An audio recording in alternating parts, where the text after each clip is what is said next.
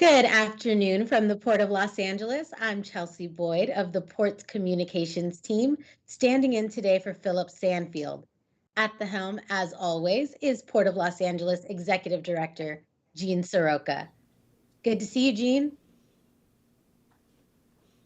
Great to see you too, Chelsea, and glad to have you back with us, as well as we are for everyone joining today. As always, we'll start our briefing by discussing the latest container volume with a quick look ahead, and then we'll welcome our guest, President of Volvo Trucks North America, Peter Vahova. Peter is widely acknowledged as an industry leader in promoting zero-emission technology for heavy-duty trucks. So I'm really looking forward to his unique insights into both opportunities and the challenges that lie ahead for us. And then, of course, we'll answer questions from the journalists on board today. Thanks, Gene. So let's get started with our latest data. We now have final numbers for March and the first quarter. Please walk us through where we stand today. Chelsea, last month I saw that our March numbers would come in around 600,000 20-foot equivalent units, and we landed just above that. The Port of LA processed just over 623,000 TEUs. And while that's still a 35% decline from last March, it's important to remember that last year was our highest volume March on record. When we look at the 5-year average, our March numbers were down more than 13%. That too is concerning. On a positive note, March did see a 28% increase in volume over February. The number of canceled sailings declined from 30 in February to 18 in March. March imports landed at just under 320,000 TEUs, roughly 35% less than last year. Exports finished just above 98,000 TEUs, a 12% year-on-year decline. And we handled just under 205,000 empties, nearly a 42% drop versus last March, as the demand for containers in Asia has subsided. Closing out a very soft quarter number one, we finished at 1.8 million TEUs. That's a 32% drop from Q1 last year, which again was our best first quarter ever. For perspective, compared to our average Q1 volume over the past 5 years, we're down more than 19%. Also a disappointing trend that needs to be reversed. Over the past few months, we've discussed reasons for this decline, and they remain constant. First, widespread concern over the ongoing West Coast labor contract negotiations. As most of you know, those concerns intensified late last week. I'll talk more about that in a few moments. Second, in the overall marketplace, high interest rates and the rising cost of living continue to impact discretionary spending. Although today's CPI numbers for March were lower than expected, and inflation has now declined in 9 consecutive months. That said, retailers are still bearing the warehousing costs of elevated inventories, so they're pumping the brakes on importing more goods.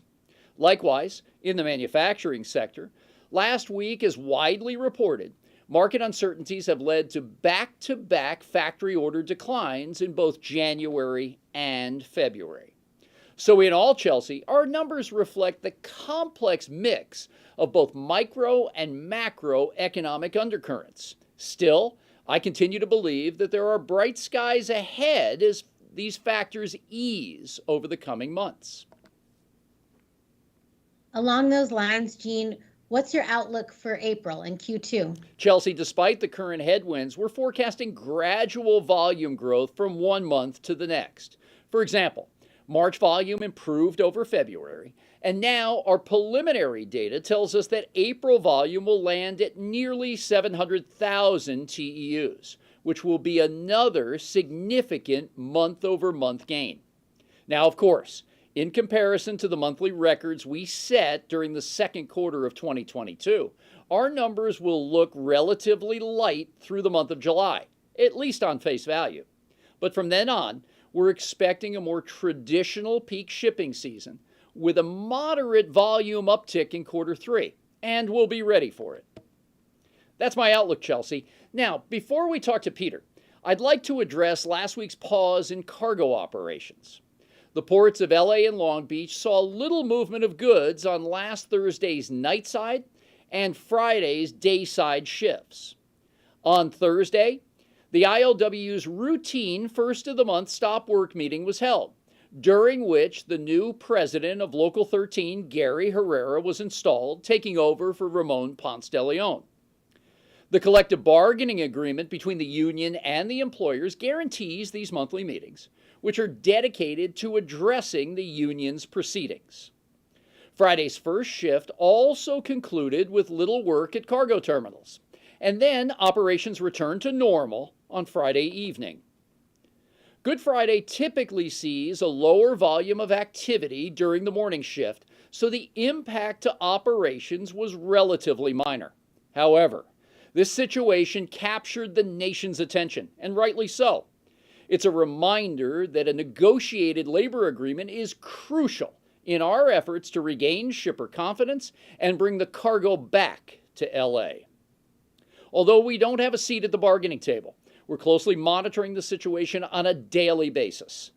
We're maintaining communication with Acting Labor Secretary Julie Su, officials at the federal, state, and local levels, along with representatives from both sides of the negotiations. Simply put, there's no bigger priority right now than this contract agreement. Thank you, Gene. Now let's welcome our special guest. The honor is yours, Gene. Thanks, Chelsea. What a pleasure it is to introduce Peter Volvo, who's been president of Volvo Trucks North America since 2018. Originally from the Netherlands, Peter has had many senior roles in his 20 years at Volvo, including leading the Australia Group and key positions in aftermarket support, supply chain management, and parts logistics. I've personally known Peter for a number of years and have long admired his dynamic leadership and commitment to customer satisfaction.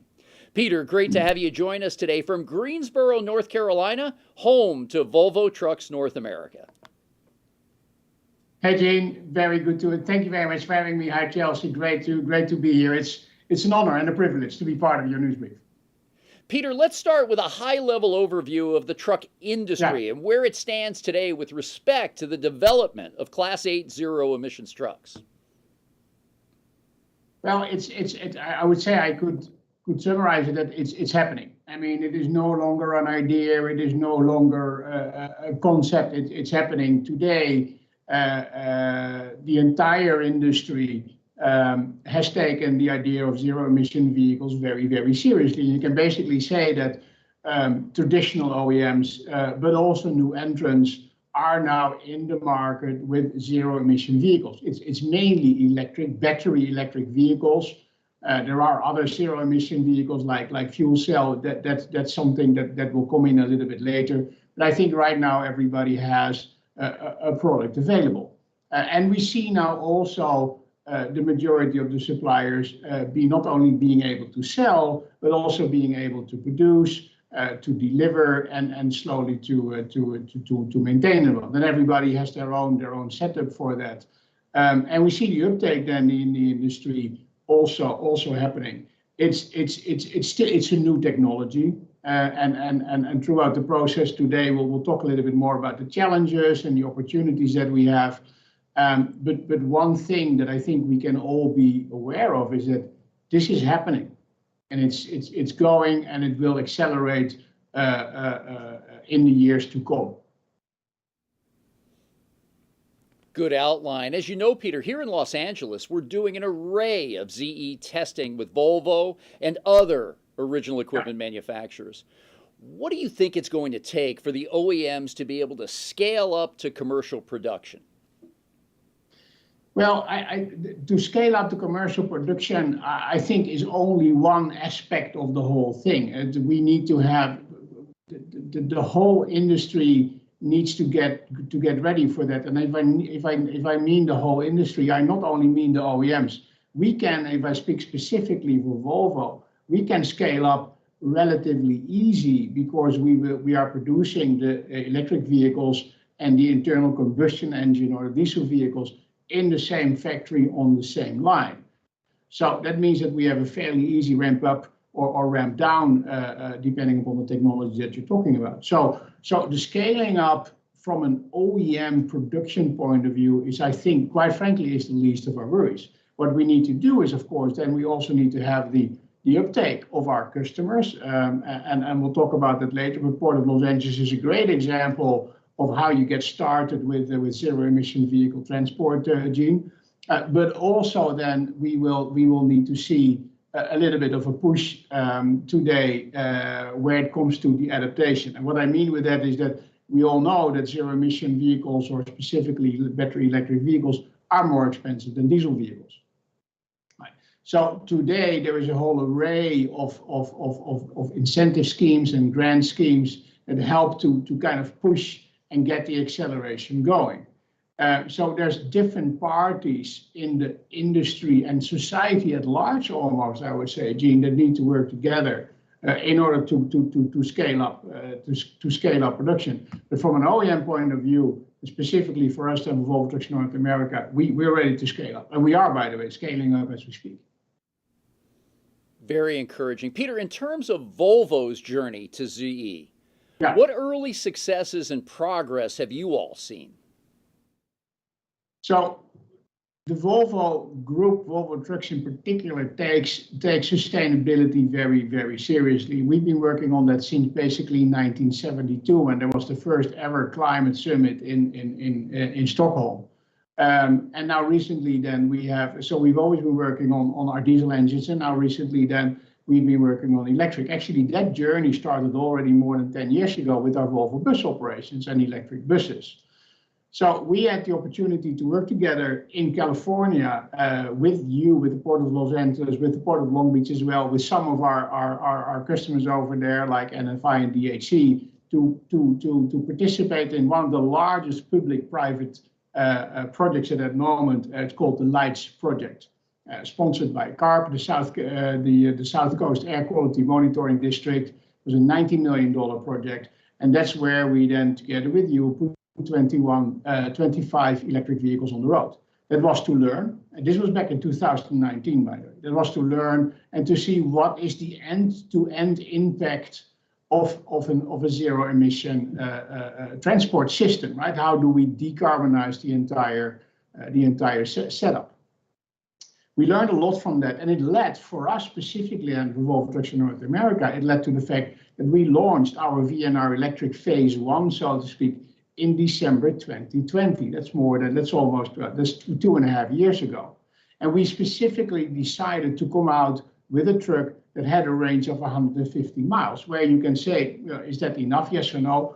But at that moment, we said it's more important to go to market fast with something that works, right? Especially in those areas where it matters. I mean, you are operating in one of those areas where there are issues with air quality. You call them the disadvantaged areas, for instance.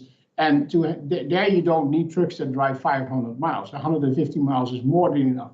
And that is what was our Phase 1 VNR Electric. Then we followed last year with the Phase 2 with a larger range, 275 miles.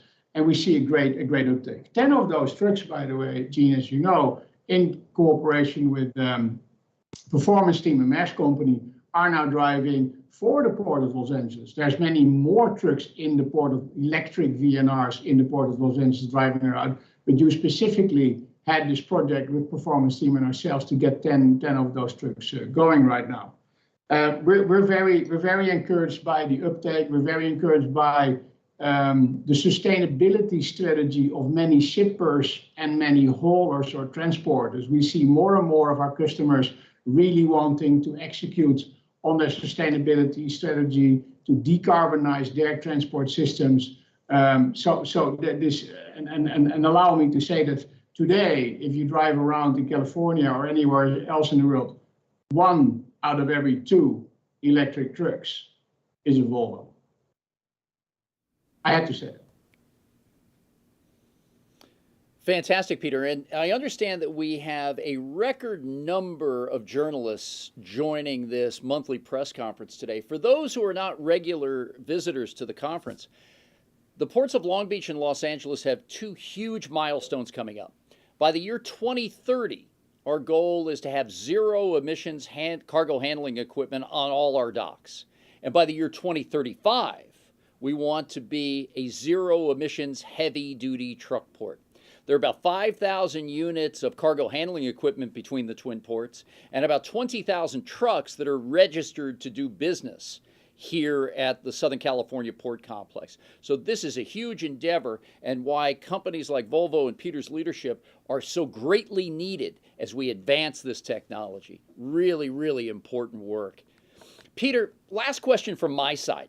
From where you sit, what are the biggest hurdles to a heavy-duty truck CE future? And more importantly, what can we do to collaboratively to overcome those challenges? Let me make one remark on what you just said, and then I will answer your question, Gene. So now it is very important because the targets that you have at the Port of Los Angeles to go to decarbonize your transport system by 20, and the steps you have 2030, 2035, they're very much aligned with what Volvo Trucks says as well. We want to reduce our carbon footprint by 50% by 2030 and then by 100% by 2040. And what is so important, and I come to answering your question because it's a key there, it is important that all parties in society at large are aligned on the strategy. Right? If we have a strategy to decarbonize to reduce our carbon footprint, but you have a completely different one, then it will not work. So, coming to your question, what can we do then to work together to accelerate all this? Nobody, Gene, can do this on their own. And you and I have been talking about starting then the first project now with 10, which is only a start in order to get to more, but everybody needs to come together. It's a complete new technology, right? So first of all, on OEM side, we need to continue to work on battery technology, better performance, and especially also lower cost for the batteries. So that's one thing, but that's happening as we speak. Then also what we need then to this push to volume. That's why regulators come into place, and regulators like government companies, instances like CARB, like the air quality monitoring districts, but also EPA are now working on incentive programs to get the cost of battery electric vehicles down a little bit. And we will need that for a while because there is still a big difference between diesel and electric. Then, and that's also very important, we need charging infrastructure. And that's maybe one of the things that we need to focus on very, very hard right now, because as today, a lot of the charging happens at home. We call it home-based charging or destination-based charging. What will need to happen as well is that we need to have more and more charging points on the roads. And we need to have, if I may call it like that, an acceleration in permit issuing for companies or organizations like yourself if they want to install a charging infrastructure. We have 3,000 utility companies in the US. We need some kind of coordination to accelerate the electric charging structure, the whole permit process in order to go there. Customers, on one hand, especially shippers, but transporters more and more are convinced of the need to decarbonize their transport systems. You can see that in many of the companies' sustainability strategies. OEMs are doing it. You are doing it. And now we need to make sure that we have grant schemes and incentive schemes to continue and infrastructure set up to facilitate all this. It requires heavy collaboration from all parties in society at large, Gene. Okay. Yeah, fantastic. And we're going to talk a little bit more in this segment coming up next about that holistic approach that needs to take place. From the public sector side, federal, state, local agencies, giving confidence to the private sector leaders like yourself and so many others to build this out. It's not just about one unit of performance carrying cargo at a time. It's about that infrastructure, the pathways that the cargo takes, and how we can do this. Very, very insightful. Peter, can you stay on for just a couple more minutes and take some questions from the media? Great, great. Excellent. Chelsea, back over to you. Thanks, Jean. And we do have a few questions that have been submitted in advance, which we appreciate.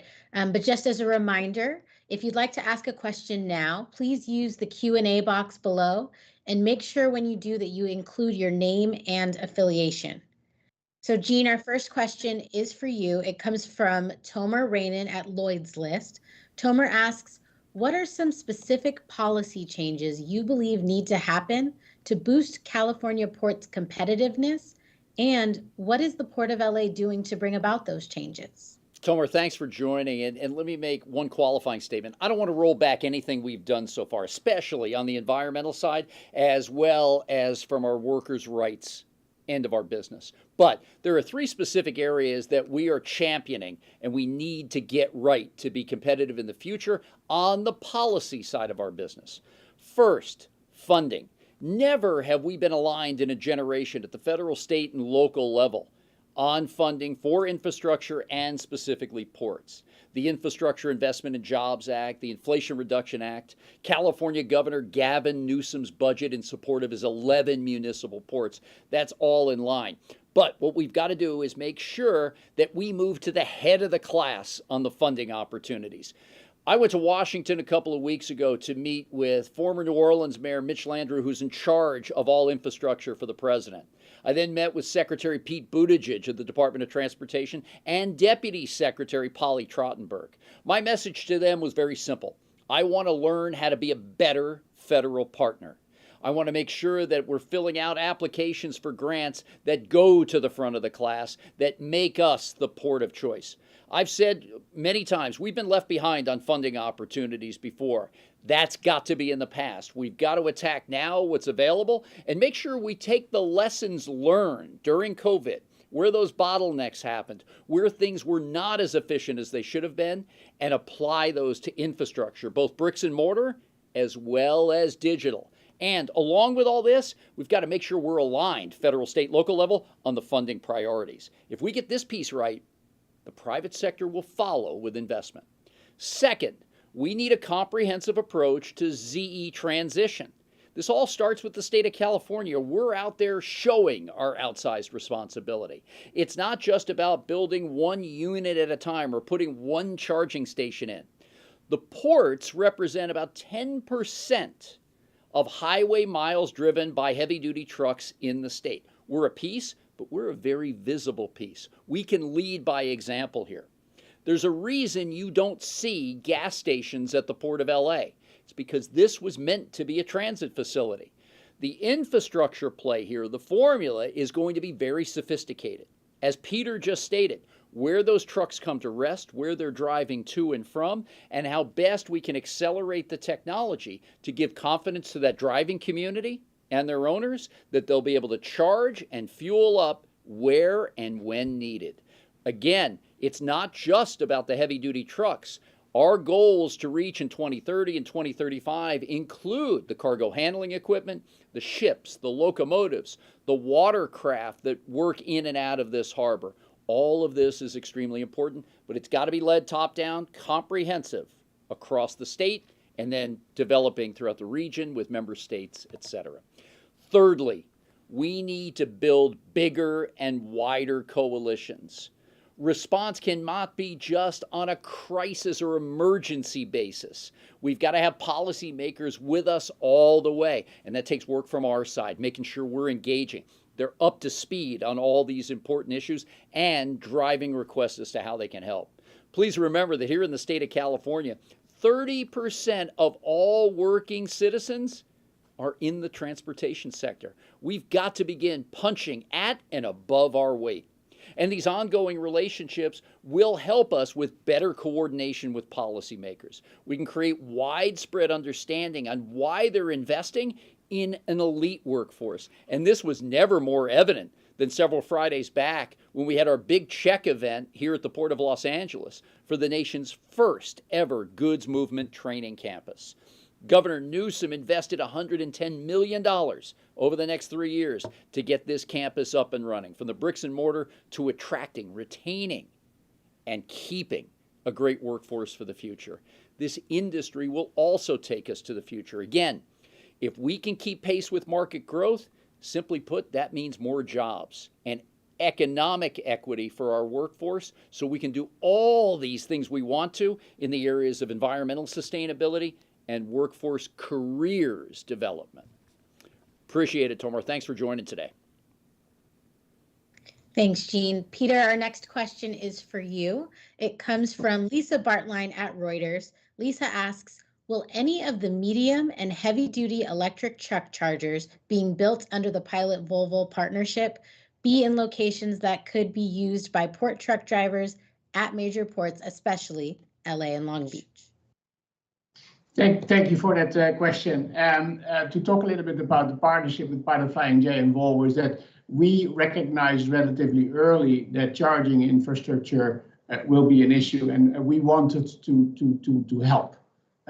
We're a truck builder, right? We're a transport solution provider, and we believe that looking at infrastructure is part of the solution. But the thing is, as I said earlier, we're in an area where nobody can do anything alone. So together with Pilot Flying J, we teamed up and to say, okay, well, listen, you know something, if I may say it in simple words, you know something about distribution of energy. We know something about where trucks drive. Let's do this together. The Pilot Flying J Volvo Trucks North America partnership is very much focused on charging on the public highways for larger distances. So what we're looking at is that where is Pilot Flying J today and which of these stations can we then equip with charging equipment.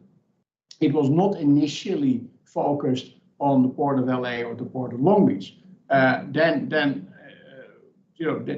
we don't know where we will go in the future. But what is important is that, of course, is that regardless of whether it is on the highway, whether it is public charging, or whether it is in more destined areas like the ports, that we work on this whole infrastructure charging together. Right? And I hope that what we have done then together with Pilot Flying J, that shows how to solve these problems, because everybody needs the charging. Again, Pilot Flying J, more public highway, more public charging then, but we also need to look at, okay, how can we, as Gene, by the way, alluded to earlier as well, how can we then equip the ports with the necessary charging structure so that drivers and transporters can charge when they need to. Thank you for that question. Thanks, Peter. Gene, the next question is for you. It comes from Jeff Berman at Logistics Management. It's a two-parter. First, Jeff asks, when talking with BCOs about the uncertainty related to the West Coast port labor talks, how much of a concern is it that if a deal is not reached, cargo shifts to East and Gulf Coast ports could become permanent? Thanks for joining again this month, Jeff. And this is not a new conversation. The contract itself is the biggest thing on our industry's collective plate right now. And what we saw last week is a call to action for everyone to hunker down and get this deal done as quickly as possible to the benefit of the workers and the employer companies to bring in this business. But this is not new. As I've explained on several occasions before in this setting and in many other public forums, this market share loss has been taking place over the past 2 decades. Back in 2002, the twin ports of Long Beach and Los Angeles managed 50% of our nation's container imports. Today, that number is 33%, and it's dropping. 80% of the Trans-Pacific market was covered by the West Coast ports in 2002. Today, that number is 56%. Now, we've been talking about this for some time. I don't know that we'll ever claw back enough to reach those heights again. But what we can do is start focusing now on the areas that are of concern and how we can keep up with market growth. And I've outlined these as 3. One is cost. Everything's more expensive in California, whether you call it the sunshine tax or anything else. But the reality is we can get a premium for services across the board. We've got the institutional knowledge like no other geography in the world when it comes to supply chain right here. We just can't be double the cost of our competitors. Second, we've got a very complex labor landscape. And I'm not just talking about today's current contract negotiations between the PMA and the ILWU. We've got a broad variety of skilled labor and equally those who are unrepresented, like truck drivers and warehouse folks. We need to make sure that we have a workforce that's highly skilled and trained, one that our customers, the cargo owners, can count on every day. Again, attracting, recruiting, and retaining a workforce, building with the Goods Movement Training Campus, and bringing in a variety of others, like our Labor Collaborative, to help us start seeing what the workforce of the future needs to look like and what they need from support. Thirdly, is that overall regulatory policy framework. And again, as I've said, we've got to do it with the right tone and tenor. Our resolve has never been stronger to get to a zero emissions environment. But when trucks cost 10 to 20 times more than those that are purchased by today's truckers on the tertiary market, we've got to find a way to bridge the gap. And if the voucher program in the state of California, the ability to stack different grant applications is one way, we need to proliferate that. We also need to look at tax regulation across the country, because buying a new truck, you have to pay the federal excise tax on the entire sticker price. So there are a number of things we need to keep working on together to get to this area. It's not just sticks and carrots, it's about a very sophisticated approach on the policy side by bringing a larger coalition together for the betterment of our communities, environment, and our workforce. That simply means that had we kept pace with market growth, we'd have 170,000 more jobs in the region every year. We don't, so we've got to get started, and get started pretty quickly, because more cargo means more jobs. The health of this port means we can do all these outsized things that we want, environmentally and with our workforce. Jeff, thanks a bunch. Appreciate it. Jean, Jeff follows up that question asking, if a deal is not reached and a labor shutdown or strike were to occur, what types of contingency plans could take effect? There are no contingency plans for this. This is not a transactional business. Purchase orders go in from merchandisers at large and small companies 90 to 120 days before a ship sails. Once that product is ready and it's booked to a vessel, that's en route from 14 up to 40 days before it gets to Los Angeles, and then moves to its onward carriage destination, warehouse, fulfillment center, cross-dock, or storefront for our ultimate consumers. The work that's been done here is that, honestly speaking, the ILWU has not gone on strike since the early 1970s. There's no strike vote at this point in time. We need to continue to focus our efforts at the table. The rank and file have been out on the job 6 days a week since the pandemic began, and continue to go to work every single day on these docks. I know, because my window looks out, I'm on the terminals every day, and I see at the grocery store, at the restaurants, the good men and women that are working, and they're out there on the job. I don't see a widespread labor disruption at any time in the future, but again, all eyes are focused on us. We've been 11 months in negotiations as an industry, the PMA and the ILWU. It's time to cut through all these very challenging discussions and get to an agreement, bring that confidence back to the marketplace. Thanks, Jeff. Thanks, Jean. I'm going to jump into our Q&A box here, and we have a question for Peter. Peter, this question comes from Paul Avery of World Cargo News. Paul asks, does Volvo see the price of battery electric trucks falling significantly as adoption increases, or will increased battery costs push prices in the opposite direction? Thanks, Paul, for that question. And ultimately, if volume increases, we will see scale effects that will have an impact, of course, on the purchase price of an electric vehicle. At the same time, the battery plays an important role as well, and the raw materials for the batteries plays an important role as well. So it's going to be a bit of a dynamic environment to see what prices will do. But ultimately, I mean, like for every technology, in the beginning the price is high. When volumes increase, we will see scale effect. We see prices coming down. But the battery itself plays an important role, and the development in battery technology and availability of raw materials will play a role there as well.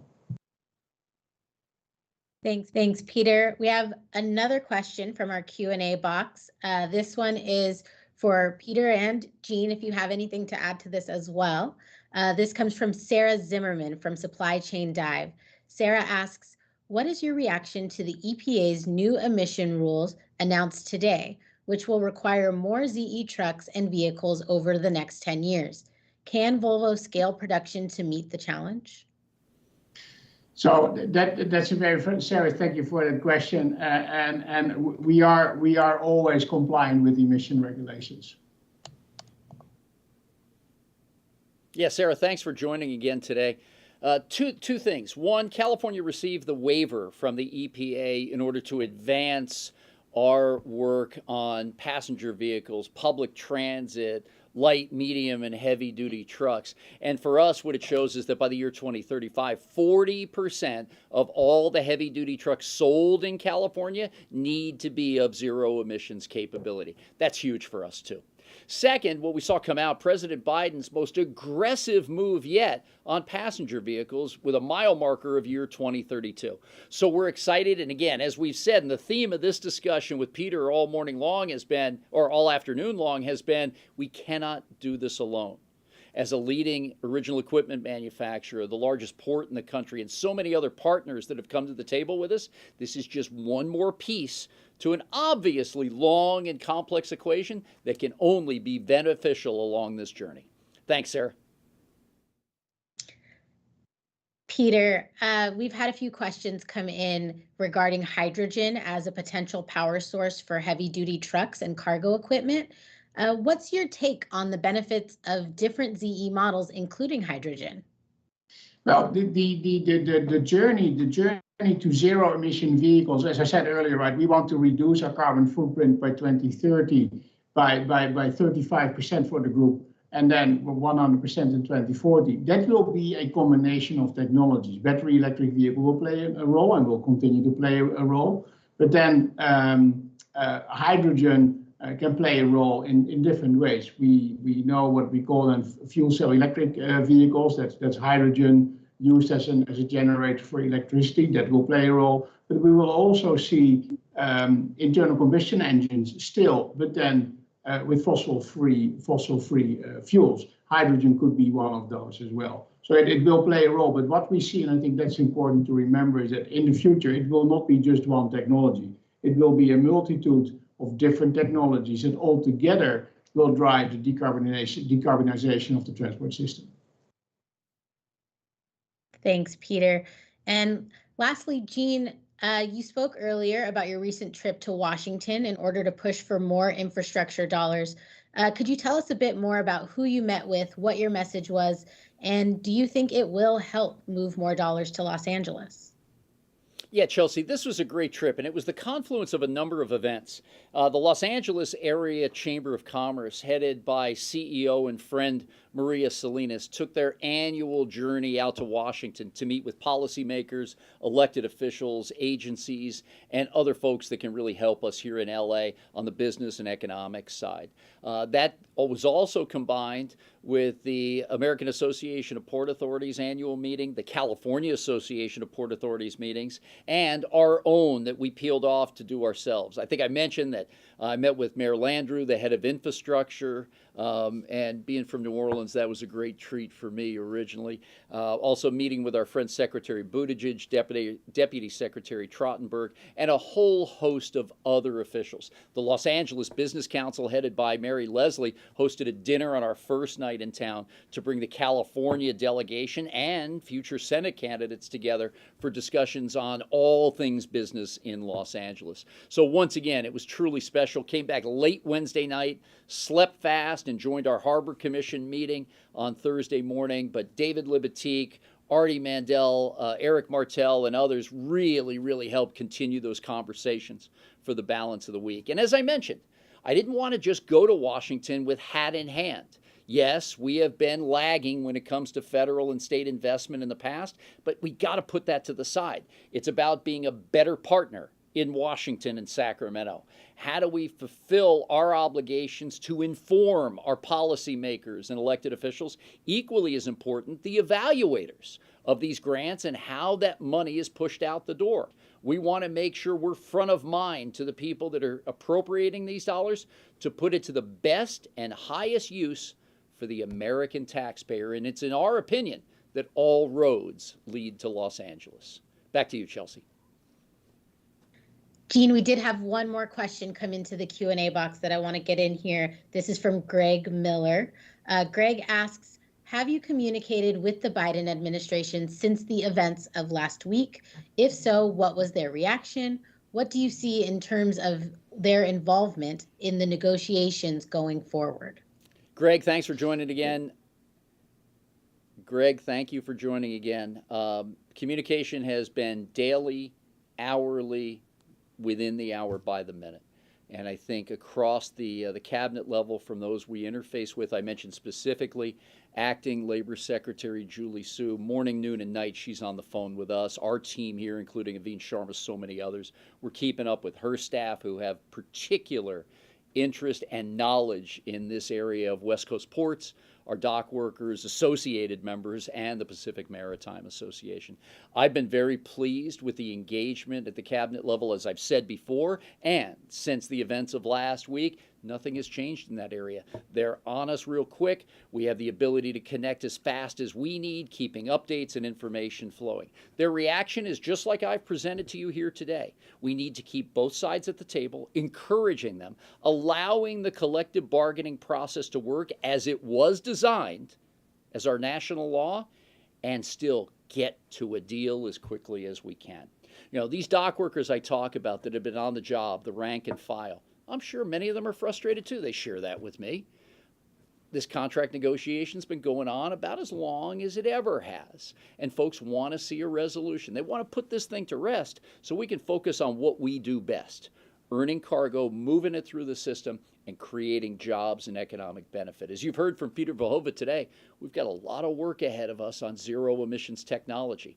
I'd like to make sure that we're continuing that, because we need these dock workers to tell us what equipment works, what needs to be fine-tuned, and how we can accelerate the usage, the training, and the maintenance and upkeep of these units as well. So the federal response, in my opinion, is not classified as that. It's ongoing dialogue and collaboration with partners that we have entrusted and those who have entrusted us. Thanks. Really appreciate it, Greg. Jean and Peter, that concludes our media questions. Jean, I'm going to kick it back to you for final thoughts. Fantastic. Thanks, Chelsea. And Peter, can't thank you enough for your time and insights today. The journey to zero emissions and our future is a challenge, but it's an opportunity for all of us. Really appreciate what the company and you are doing with the Port of Los Angeles and so many others. Thank you, Gene. It was great to be here, and I really appreciate the partnership that we have with the Port of Los Angeles on this journey to decarbonizing our transport system and a zero emission future. Thank you so much. Great. And I'll see you a couple of weeks from now in Anaheim down at ACT. Look forward to our visit. Looking forward to that. Thank you. Each month in these press briefings, as a conclusion, we talk about cargo, data, and the goods movement workforce. But today, I'd like to briefly touch on the benefits that the Port of Los Angeles has brought and continues to bring to our local port communities. For those of you who may not know, this port has anchored the city of Los Angeles for the past 116 years. The local enclave around us encompasses San Pedro, Wilmington, Harbor City, Harbor Gateway, and Watts communities, and is home to some 250,000 residents. The area is known for its beautiful diversity, rich cultural history, and strong sense of community. Many people here earn their livelihood from port-related work, including jobs on the docks, in warehouses as truck drivers, or in various professions across our vast logistics industry. There are also many retail shops, restaurants, small businesses, and others that support these workers and their families. The port has long been committed to improving the quality of life for our communities, and we have invested in numerous projects and programs to demonstrate that. In fact, from 2005 through 2025, the port is projected to invest more than $1 billion in our LA waterfront communities, including infrastructure, programs, and sponsorships. Created in 2015, the iconic Public Access Investment Plan has brought even more structure to that commitment. The plan designates 10% of the port's operating income annually for such projects. The investments we've made have been based on community engagement and input. This has led to building and maintaining new parks, promenades, marinas, a downtown harbor, and a redesigned series of local roadways to improve public access to the LA waterfront. Some exciting signature projects are underway right now. They include the $150 million West Harbor commercial development right here in San Pedro. This public-private partnership will feature waterfront dining, retail, entertainment, and open space, along with plans for an outdoor amphitheater. Slated to open in 2025, the West Harbor project is sure to be an economic and cultural boon.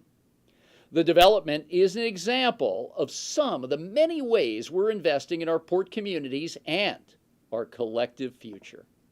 We're also nearing Phase 1 completion of the $127 million Wilmington Waterfront Promenade and Gateway. This project includes a 9-acre waterfront promenade.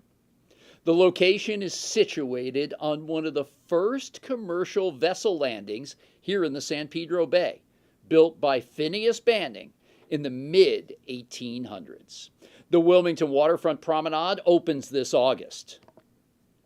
We take great pride in the tireless efforts and community teamwork that continue to enhance and transform the LA waterfront. From increasing public access to growing local jobs and business opportunities, we're working closely with Los Angeles Mayor Bass's office, the Council Member McCosker's office and team, as well as all our community partners to continue to develop the LA waterfront. This is a partnership that clearly illustrates that when the port flourishes, our neighboring communities thrive as well. Thank you all for joining us again today. We look forward to being with you next month in May. Take care, everyone.